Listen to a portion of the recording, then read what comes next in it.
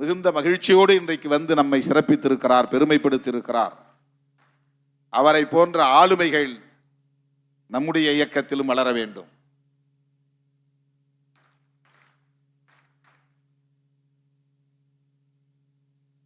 இதுவரையில் அவர் எம்எல்ஏ ஆக வேண்டும், எம்பி ஆக வேண்டும் என்று விரும்பியதில்லை.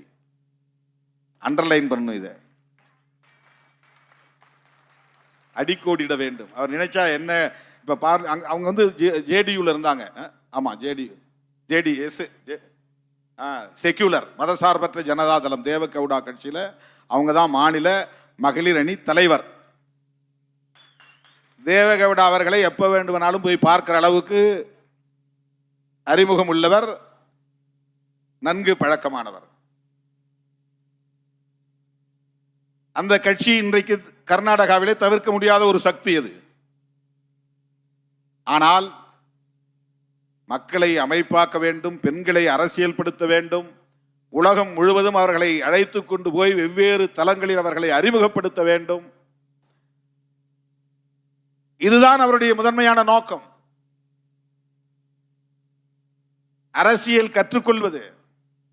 அண்ணா ஹென்றி டிஃபேன் சொன்னார் பாருங்க, நீங்க ஒரு குளோபல் பர்ஸ்பெக்டிவ் உங்களுக்கு வேணும், நீங்க இன்னும் வெளியே வரணும், உலகளாவிய அவைகளில் நீங்கள் அங்கம் பெற வேண்டும். கர்நாடகாவில் ஒரு தலித் பெண் அந்த வாய்ப்பை இன்றைக்கு பெற்றிருக்கிறார். அதை விட பெரிய பெரிய அவைகளிலெல்லாம் நீங்கள் இடம்பெற வேண்டும் என்று அவர் சொன்னார். அது வெறும் பதவிக்கானதல்ல, இந்த ரெப்ரசன்டேஷன், பிரதிநிதித்துவம். இந்த குரல் அங்கே ஒலிக்க வேண்டும். சர்வதேச அளவிலான தாக்கத்தை ஏற்படுத்துவதற்கு உங்களுடைய பங்களிப்பும் தேவைப்படுகிறது என்றுதான் அதற்கு பொருள். நிறைய கற்றுக்கொள்ள வேண்டும் என்கிற அந்த முனைப்பு நம்மிடத்தில் இருக்க வேண்டும். தேசியவாதம் என்றால் என்ன கற்றுக்கொள்ள வேண்டும். பெண்ணியம் என்றால் என்ன, எதை ஃபெமினிசம் சொல்றோம், அதிலே நமக்கு ஒரு தெளிவு தேவை, ஒரு பார்வை தேவை. அப்போதுதான் நம்முடைய ஆளுமை மிளிரும். சிக்கலான இடங்களில் நம்மால் வாதிட முடியும், குழப்புகளிடமிருந்து மக்களை காப்பாற்ற முடியும், திரிபுவாத சக்திகளை எதிர்கொள்ள முடியும். ஆகவே ஒரு இயக்கம் என்பது அரசியல் கற்றுக்கொள்வதற்கான களம். அதை முதலில் புரிந்து கொள்ள வேண்டும். ஆளுமையை பெருக்கிக் கொள்வதற்கான ஒரு களம், அதை புரிந்து கொள்ள வேண்டும். ஒரு கூட்டணியிலே நமக்கு 5 அல்லது 6 இடங்கள் கிடைக்கின்றன என்றால் அந்த 5 அல்லது 6 இடங்களுக்குள் எப்படி நாம் போட்டி போட்டு அதை பெற வேண்டும் என்கிற முனைப்பு தேவைதான். ஆனால் இந்த இயக்கம் ஏன் 234 தொகுதிகளிலும் போட்டியிட முடியவில்லை என்பதை எப்போது நாம் விவாதித்திருக்கிறோம். 234 பேருக்கு வாய்ப்பு தரக்கூடிய வலிமையை ஏன் திருமாவளவன் என்கிற தலைமைக்கு நாம் இன்னும் வழங்கவில்லை என்று எப்போது நாம் விவாதித்திருக்கிறோம். ஏதோ ஒரு கூட்டணியில் சேரட்டும், அதற்கான அரசியலை பற்றி எனக்கு கவலை இல்லை. அது சரியா தவறா, அது சரியா தவறா என்பதை பற்றி எனக்கு கவலை இல்லை. எடுத்த நிலைப்பாடு சரியா தவறா என்பதை பற்றி கவலை இல்லை. ஏன் நமக்கு 6, 8 தான் கிடைக்கிறது, அதை ஏன் 10, 15, 20 உயர்த்த முடியவில்லை? யார் அங்கே போய் பேச்சுவார்த்தை நடத்துவது? பேச்சுவார்த்தையில் பங்கேற்பவர்கள் யார்? ஏன் விடுதலை சிறுத்தைகள் கட்சிக்கு 25 இடங்களை பெற முடியவில்லை, 20 இடங்களை பெற முடியவில்லை, 10 இடங்களை பெற முடியவில்லை என்ற விவாதம் நமக்குள்ளே நடந்திருக்கிறதா? அப்படி பெற முடியாமல் இருப்பதற்கு என்ன காரணம்? நம்முடைய அரசியல் வலிமைதான் என்ன என்று நாம் சுய பரிசோதனை செய்திருக்கிறோமா? சுய விமர்சனம் செய்திருக்கிறோமா? அதை பற்றி கவலை இல்லை. திமுகவோடு கூட்டணி சேர்ந்தாலும் சரி, அங்கே வாங்கக்கூடிய இடங்களில் எனக்கு ஒன்று வேண்டும். அதிமுக கூட்டணியிலே சேர்ந்தாலும் சரி, அது தப்போ சரியோ அதை பற்றி எனக்கு கவலை இல்லை. அதிலே எனக்கு ஒரு இடம் வேண்டும். தாவேகாவுக்கு ஆதரவு தெரிவித்தாலும் சரி, அது தவறா சரியா என்ற விவரம் எனக்கு தேவையில்லை. அதிலே எனக்கு இடம் வேண்டும். இதுதானே நம்முடைய முனைப்பாக இருக்கிறது. நான் என்ன எதிர்பார்க்கிறேன்? எந்த அடிப்படையில் தாவேகாவுக்கு நீங்கள் ஆதரவை தெரிவித்தீர்கள் என்று கேள்வி கேட்கிற இளைஞர்கள் எனக்கு வேண்டும். விவாதிக்கிற தம்பிகள் எனக்கு வேண்டும். திமுக கூட்டணியை விட்டு வெளியே வரக்கூடிய அளவுக்கான நெருக்கடி எங்கே வந்தது? எப்போது வந்தது? அதை ஏன் இன்னும் அதிகாரபூர்வமாக நீங்கள் அறிவிக்கவில்லை என்று கேட்கிறவன் எனக்கு வேண்டும். அந்த அரசியல் புரிதல் நமக்கு தேவை. அந்த அரசியல் புரிதல் நமக்கு தேவை. அந்த விவாதம் நடைபெற வேண்டும். அதிமுக கூவி கூவி அழைத்தது என்று சொல்கிறீர்களே, அப்படி என்றால் ஏன் அதிமுகவோடு நீங்கள் கூட்டணி வைக்கவில்லை என்ற கேள்வியை எழுப்புகிற தம்பிகள் நமக்கு வேண்டும். அதுதான் ஆளுமை, அதுதான் தலைமைத்துவம். உங்களுக்கு வாய்ப்பு கிடைச்சதில்ல, ஏன் போகல? எத்தனை பேர் கேட்டீர்கள்? பாஜகவிலே அமைச்சராக முடியும் என்கிற வாய்ப்பு இருக்கிற போது அதை ஏன் தவிர்க்கிறீர்கள்? எத்தனை பேர் கேட்டீர்கள்? நான் சொல்லுகிற விளக்கம் மட்டுமே போதுமா? ஒருவேளை நான் போய் சேர்ந்தால் அதுவும் சரி என்பீர்களா? அமைச்சர் ஆனால் அதையும் கொண்டாடுவீர்களா? எப்படியாவது இங்கேயும் எங்களுக்கு ஒரு வாய்ப்பு தாருங்கள் என்று தான் கேட்பீர்களா?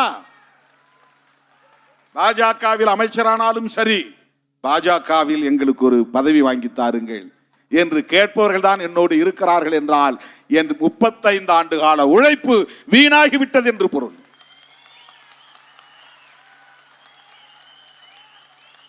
அந்த அரசியல் புரிதல் உள்ளவர்களை நான் இன்னும் வளர்த்தெடுக்கவில்லை என்றுதான் பொருள். அப்படித்தான் நான் நினைத்து நொந்து போய் கிடக்கிறேன்.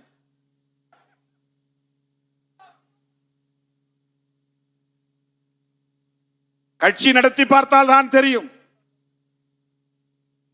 4 பிள்ளைகள், தந்தை தாய் 6 பேர் கொண்ட குடும்பத்தை நடத்துவதற்கு என்ன பாடுபட வேண்டியிருக்கிறது. புருஷன் பேச்ச பெண்டாட்டி கேட்கறதில்ல, பொண்டாட்டி பேச்ச புருஷன் கேட்கறதில்ல, பெற்ற பிள்ளைகளே பெற்றோரின் பேச்சை கேட்பதில்லை, பிள்ளைகளின் விருப்பப்படி பெற்றோர் நடப்பதில்லை. 5-6 பேர் கொண்ட குடும்பத்தை வழிநடத்துவதற்கே படாத பாடு. ஒருத்தருக்கு காய்கறி குழம்பு வைத்தா பிடிப்பதில்லை, ஒருவனுக்கு மாட்டுக்கறி ஏன் சமைக்கவில்லை என்ற கோபம், ஏன் இன்றைக்கு எனக்கு ஆட்டுக்கறி வறுவல் இல்லை என்ற கோபம், எப்ப பார்த்தாலும் வெறும் ரசம் சாம்பார் தானா என்று சண்டை, ஞாயிற்றுக்கிழமை கூட நான்வெஜ் சமைக்க மாட்டீர்களா என்று தட்டை தூக்கி எறிவது, இப்படியெல்லாம் குடும்பத்திற்குள்ளே எவ்வளவோ சண்டை சச்சரவு. வெஜிடேரியன் நான் வெஜிடேரியன் ஒரே குடும்பத்துக்குள்ள, அதுக்குள்ள அட்ஜஸ்ட் பண்ணி போகணும். எவ்வளவு பிரச்சனை ஒரு குடும்பத்தை வழிநடத்துவதற்கு. லட்சக்கணக்கானவர்களை, லட்சக்கணக்கான சிந்தனை போக்குள்ளவர்களை ஒரு இயக்கத்திற்குள்ளே கொண்டு வந்து அவர்களை அமைப்பாக்கி அரசியல் படுத்தி பல 10 ஆண்டுகள் தாக்கு பிடித்து வழிநடத்துவது என்றால் சாதாரணமான விஷயம் அது. சும்மா போய் அப்படி மீடியாவில் உட்கார்ந்துட்டு ஏன் திருமாவளவன் டிலே பண்றார், ஏன் திருமாவளவன் தடுமாறுகிறார், ஏன் திருமாவளவன் குழப்புகிறார், ஏன் திருமாவளவன் மாறி மாறி பேசுகிறார். நான் தெளிவா இருக்கிறேன், ரொம்ப தெளிவா இருக்கிறேன். தனிப்பட்ட முறையிலே என் தொடர்பான முடிவை நான் எடுப்பது என்றால் அதில் எனக்கு தெளிவும் உண்டு, உறுதியும் உண்டு. 2000 நான் ஒரு முடிவு எடுத்தேன், இனிமேல் நான்வெஜ் சாப்பிட்றதில்லைன்னு. அதில் எந்த தடுமாற்றமும் இல்லையே, மாறி மாறி நான் எந்த முடிவும் எடுக்கலையே. இடையில எப்பயாவது நான் போய் நான் வெஜிடேரியன் சாப்பிட்டேன்னா கிடையாது, வெஜிடேரியன் முடிவு பண்ணேன். இந்த நிமிஷம் வரையிலும் மீன்னா எனக்கு அப்படி பிடிக்கும். இப்போ உங்களுக்கு நீங்க சாப்பிட்டு இருந்தா கூட எனக்கு எச்சில் ஊறும். மீன் அப்படி நான் மீன், ஏன்னா ஆற்றங்கரையில் பிறந்து வளர்ந்தவன் நான். தினந்தோறும் எங்க அம்மா சேலையை போட்டு மீன் பிடிச்சிட்டு வந்து, கெண்டை குஞ்சியாவது பிடிச்சிட்டு வந்து குழம்பு வச்சு கொடுப்பாங்க. எங்க அப்பா தினந்தோறும் காட்டு வேலையை முடிச்சுட்டு தூண்டில் போட்டு மீன் பிடிச்சிட்டு வருவார். அப்படி மீன் குழம்பு இல்லாத நாளே கிடையாது. எங்க வீட்டை தாண்டி போறவங்களாம் சொல்லுவான், இது என்ன செம்படவன் வீடான்னு கேட்பாங்க. செம்படவர்னா மீன் பிடிக்கிறவங்க தெரியும் இல்லையா, அவங்க வீட்டில் எப்போதும் மீன் காஞ்சிக்கிட்டு இருக்கும். குழம்பு வச்ச மீன் போக மிச்சம் மீன் காயும். அந்த மாதிரி எங்கள் வீட்டில் எப்பவும் வெட்டி கூடையில் மீன் காய வைப்பாங்க கருவாடுக்கு. வீட்டை தாண்டும் போது மீன் வாடை அடிக்கும். அப்படிப்பட்ட குடும்பத்தில் பிறந்த நான் 25 ஆண்டுகளாக மீனை தொடாமல் வாழ்கிறேன். சாப்பிட்டதில்லை. அது என்னுடைய தனிப்பட்ட முடிவு. அதுல எனக்கு எந்த தடுமாற்றமும் கிடையாது. என்னுடைய இல்லற வாழ்வு குறித்து நான் எடுத்த முடிவில் எனக்கு எந்த தடுமாற்றமும் இல்லை. அது நான் தனிப்பட்ட முறையில் எடுக்கிற முடிவு. ஆனால் அரசியல் முடிவு என்பது தனி நபராக நான் மட்டுமே எடுக்க முடியாது. அதை திணிக்கவும் முடியாது, திணிக்கவும் கூடாது. அந்த ஜனநாயக பண்பு திருமாவளவனுக்கு மேலோங்கி இருப்பதால் எல்லாரையும் கன்சல்ட் பண்ணி எல்லாத்தையும் பேசிட்டு எல்லாருடைய கருத்தையும் கேட்டுட்டு செய்யணும். இந்த தேர்தலில் நான் ஒரே ஒரு விஷயத்தை யார்ட்டையும் கன்சல்ட் பண்ணல. நான் தேர்தலில் போட்டியிட போகிறேன் என்கிற முடிவை. அதுலதான் சில ஜெர்க்கு உருவானது. இல்லைன்னா அப்படியே ஏற்கனவே நின்ற 4 பேருக்கும் 4 இடத்துல கொடுத்துட்டு மிச்சம் 4 இடத்த புது ஆளை போட்டு போயிருக்க முடியும். அப்புறம் அதுல ஏன் உறுதியா இல்லை அப்படின்னு கேட்கிறேன்.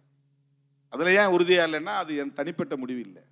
அது ஒரு கட்சியின் நலன், கூட்டணியின் நலன், வெற்றி, தமிழ்நாடு அரசியல் நலன் எல்லாம் அதில் அடங்கி இருக்கிறது. இப்ப மாற்று கருத்து வருகிற போது எனக்கு அந்த ஆசை இருந்தாலும் அந்த ஆசையை நான் மட்டுப்படுத்திக் கொள்கிறேன் என்பதுதான் இங்கே பார்க்கப்பட வேண்டிய செய்தி. என் விருப்பம் இருந்த அந்த விருப்பத்தை நான் பின்வாங்கிட்டேன். எனக்கு ஆசை, என் ஆசையை நான் கட்டுப்படுத்திக் கொண்டேன். 2006 திட்டக்குடி தொகுதியில் நான் போட்டியிட வேண்டும் என்பது என்னுடைய ஆசை. உடனிருந்தவர் விரும்புகிறார். அதனால் என் ஆசையை நான் கட்டுப்படுத்திக்கணும். நான் நிக்கல, பரவாயில்ல, நீ நில்லுங்க. அரசியலில் எத்தனை பேருக்கு இந்த உணர்வு வரும் என்பதை ஏன் யாரும் பேசவில்லை?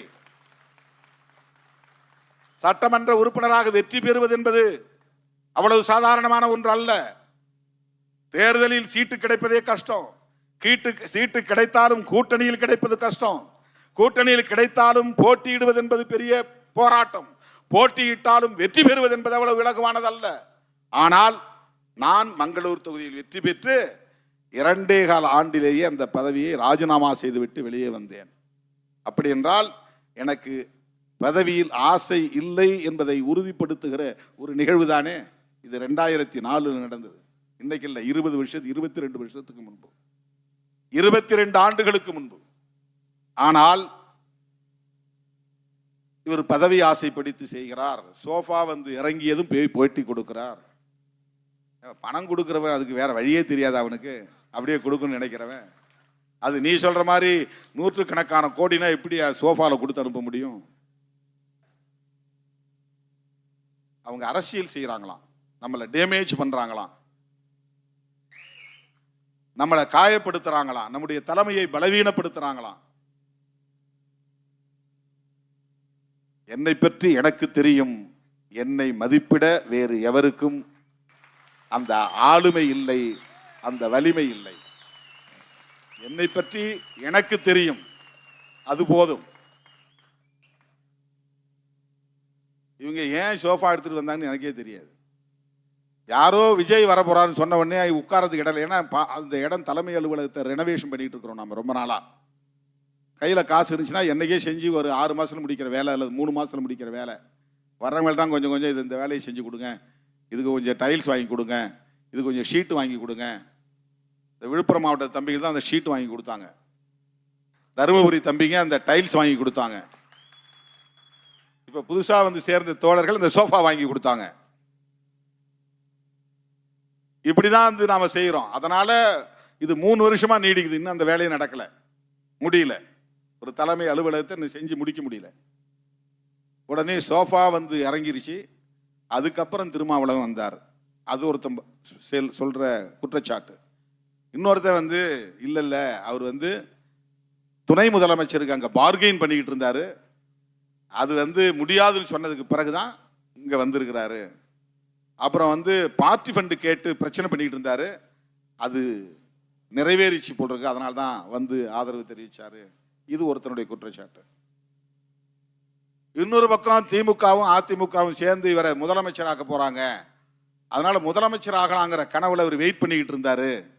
அது முடியாதுன்ன பிறகுதான் இங்க வந்து ஆதரவு தெரிவிச்சாரு. என்ன நடந்தது நான் சொன்னா நிறைய வெளிப்படையா பேச வேண்டி வரும். அதை தடுத்தவனே திருமாவளவன் தான். இதை எவனும் இதுவரையில் பேசவில்லை, ஒரு ஆள் கூட பேசல. அவருக்கு அப்படி ஒரு வாய்ப்பு கிடைச்சது. அவர் நினைச்சிருந்தா வெயிட் பண்ணி அதை செஞ்சிருக்க முடியும். தமிழ்நாட்டு அரசியல் அப்படியே மாற்றி இருக்க முடியும், பெரிய ஜெர்க்க கொடுத்துருக்க முடியும், ஒரு அசைவை கொடுத்துருக்க முடியும். ஆனால் அவரே அதை வேண்டான்னு சொல்லிட்டு போய் ஆதரவு கொடுக்கிறார் அப்படின்னு ஒரே ஒரு ஆள் கூட விவாதங்களில் பேசுகிறவர்கள் பேசவில்லை. திமுகவுக்கு துரோகம் இழைத்து விட்டார்கள். யார் துரோகம் இழைத்தது? யார் துரோகம் இழைத்தது? திருமாவளவனா? மனசாட்சி உள்ள ஒவ்வொருவருக்கும் தெரியும் திருமாவளவன் நட்பில் எவ்வளவு தூய்மையாக இருக்கக்கூடியவன் என்பது. அப்படி நினைத்திருந்தால் தேர்தலுக்கு 2 ஆண்டுகளுக்கு முன்பே என்னை அந்த கூட்டணியில் இருந்து வெளியேற்றுவதற்கு என்னென்ன முயற்சிகள் நடந்தன, அதற்கு நான் உடன்பட்டேனா? என்னென்ன ஆசை வார்த்தைகள் சொல்லப்பட்டன, அதற்கு நான் இணங்கி போனேனா? நானும் சேர்ந்து உருவாக்கிய கூட்டணி மதசார்பற்ற முற்போக்கு கூட்டணி, இதை பலவீனப்படுத்த ஒருபோதும் நான் இடம் தர மாட்டேன். இதைத்தான் என்னை அணுகியவரிடத்திலே நான் சொன்னேன்.